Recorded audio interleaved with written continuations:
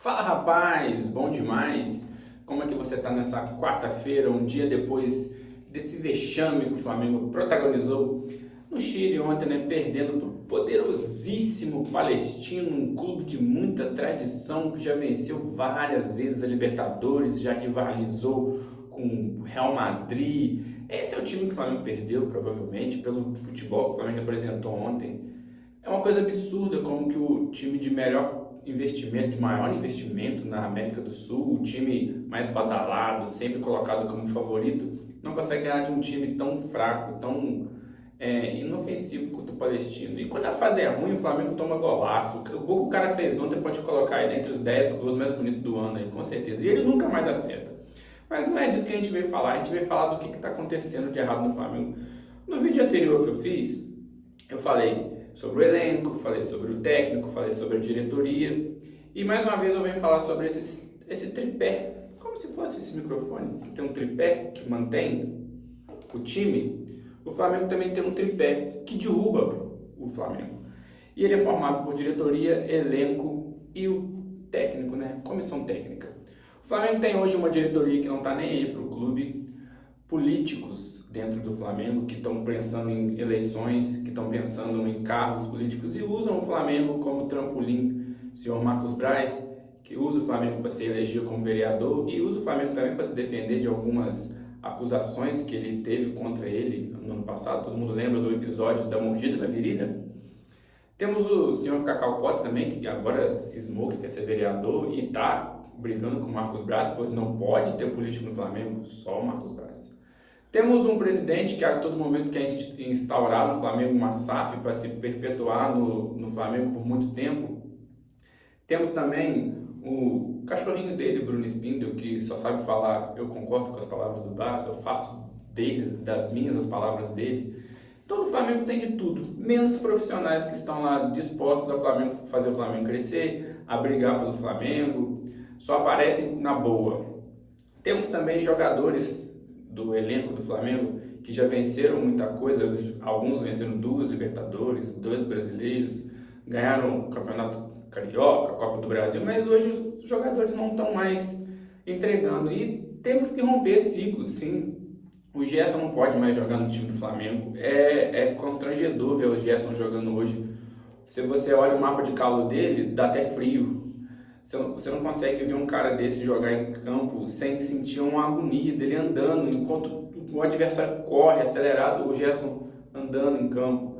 Não dá para ter um lateral, com todo respeito ao Varela ainda vai, com todo respeito ao Wesley, que é um lateral que veio da base, a gente geralmente acolhe, mas não dá para você ter esse cara como opção, um cara que não cumpre a função básica do lateral. Qual que é a função do lateral? É marcar, apoiar, minimamente saber dar um passe, um cruzamento. O cara ele não acerta nada. Além de tudo, parece que ele tem um déficit intelectual, falando de futebol, lógico, que quando ele não consegue acertar uma jogada, ele não consegue fazer o jogo fluir. Isso fora outros jogadores. Eu tô com dó do De La Cruz, coitado. Enganaram ele que ele ia vir para o time mais poderoso da América. Ele veio passar vergonha. Atualmente é só isso que ele está feito. Mas isso eu acho que não tem como a gente mudar, não tem como a gente mandar todo o elenco embora de uma vez só. Tem vários contratos trabalhistas que precisam ser honrados. O Flamengo faz ótimos contratos, por isso que vem grandes jogadores. O Marcos Braz é um negociador nato. Ele oferece grandes contratos com grandes salários. Essa é a negociação que ele faz.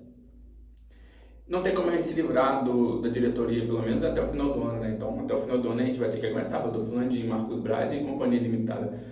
Porém, tem um pezinho do tripé que tem como a gente se livrar. O senhor Adenor, o Tite. O Tite, ele consegue me estressar de várias formas. Desde antes dele vir para o Flamengo, inclusive, ele já me estressava. Na Copa do Mundo, ele me estressou em níveis que eu não consigo dizer para vocês. Mas ele veio para o Flamengo, eu fui contra a vinda dele para o Flamengo. Eu acho que ele não tem nada a ver com o Flamengo. Eu acho que ele é um treinador totalmente voltado para o futebol paulista / gaúcho. Esses treinadores que se dizem copeiros, que jogam fechado por uma bola. O Flamengo não é isso, galera. O Flamengo, ele tem no seu DNA o futebol bem jogado. Tem no seu DNA jogar para fazer espetáculo. Porque a gente sim, gosta de espetáculo, a gente gosta do futebol bem jogado, a gente gosta de botar o Maracanã lotado para ver um jogo bonito. Se eu só quiser ver jogo feio, eu vou ver jogo do Palmeiras, eu vou ver jogo do Corinthians, que estão jogando melhor que a gente. Então nem para jogo feio e resultadista o Tite está servindo. Para que esse cara está no Flamengo? O cara chega no Flamengo, ele apadrinha, igual na seleção brasileira, ele sempre apadrinhou. Ele sempre, por onde passou, o Tite teve duas características muito marcantes. Apadrinhamento de jogadores, ele é um paneleiro master. E ele sempre teve uma birra de categorias de base.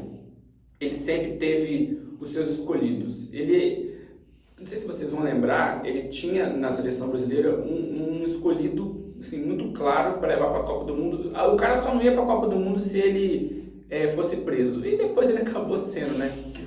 Que foi o Daniel Alves. O Tite queria levar o Daniel Alves a todo custo. O Daniel Alves já tinha, sei lá, quase 40 anos de idade.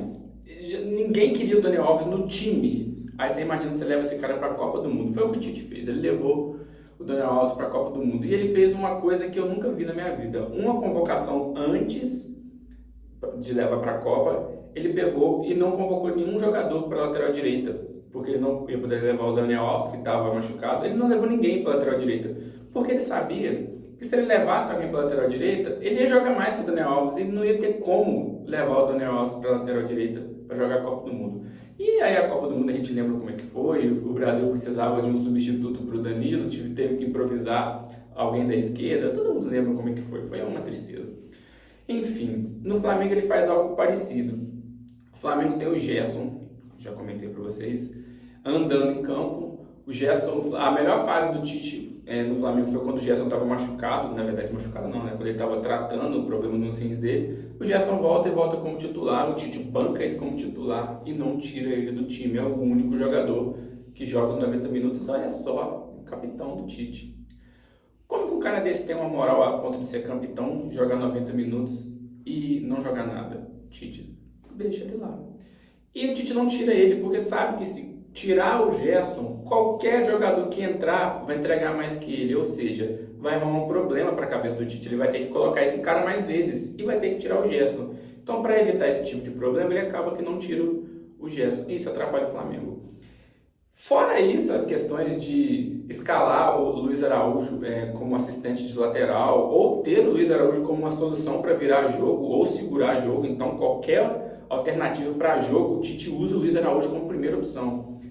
Essas coisas vão minando a confiança, a paciência, vão minando a boa vontade de todo torcedor para com o Tite. Então eu assumo aqui para todos vocês que eu sou fora Tite, para mim já deu. Ah, mas ele tem pouco tempo, o cara tem 7 meses de trabalho, gente. 7 meses de trabalho. Você sabe qual foi o último técnico do Flamengo que ficou 7 meses? Rogério Ceni, isso foi em 2021.